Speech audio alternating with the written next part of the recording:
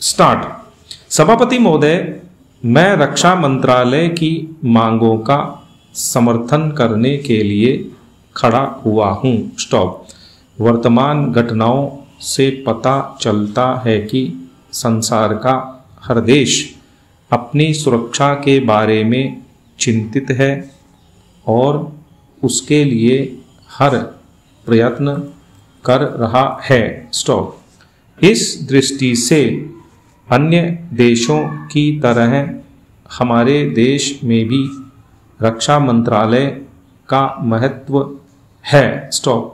मुझे इस बात की खुशी है कि जहां अन्य मंत्रालयों की उनके पिछले साल के कामों के बारे में काफ़ी आलोचना हुई है, वहाँ इस मंत्रालय की कम आलोचना हुई है। स्टॉप। इससे पता चलता है कि इस मंत्रालय ने पिछले साल अच्छा काम किया है। स्टॉप।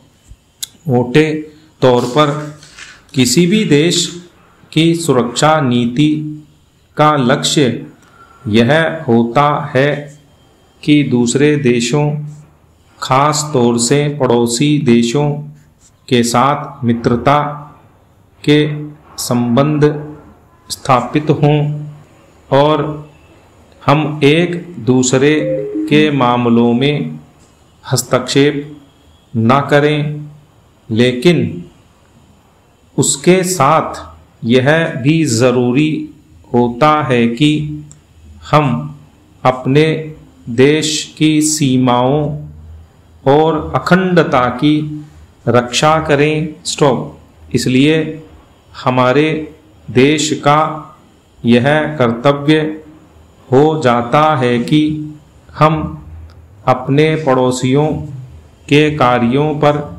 पूरी नज़र रखें, क्योंकि आज तक हमारे देश पर जो संकट आए वे हमारे पड़ोसियों से आए हैं।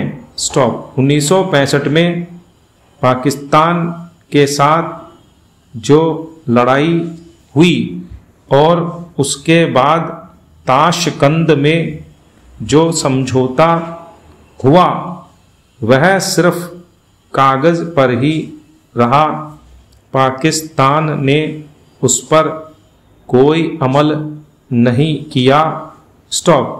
इस दृष्टि से बहुत ज़रूरी है कि हम अपने देश की सुरक्षा की हर तरह से व्यवस्था करें। स्टॉप। हमारा उद्देश्य दूसरों पर आक्रमण करना नहीं है, लेकिन यदि हम पर कोई आक्रमण करे तो हम में इतनी शक्ति अवश्य होनी चाहिए कि हम उसका डटकर सामना कर सकें। स्टॉपेरा।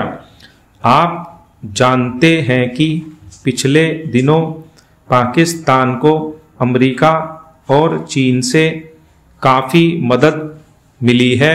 स्टॉप। रक्षा मंत्रालय की रिपोर्ट में भी कहा गया है कि पिछले साल अमेरिका ने पाकिस्तान को 1500 करोड़ रुपए की फौजी सहायता दी है। स्टॉप। आज जहां हम फौजी सामान के लिए अपने कारखानों की मदद से अपनी शक्ति बढ़ाने का प्रयत्न कर रहे हैं, वहाँ पाकिस्तान संसार के देशों से फौजी सामान खरीद रहा है। स्टॉप। अपनी नीति के कारण वह सब देशों से लाभ उठा रहा है। स्टॉप।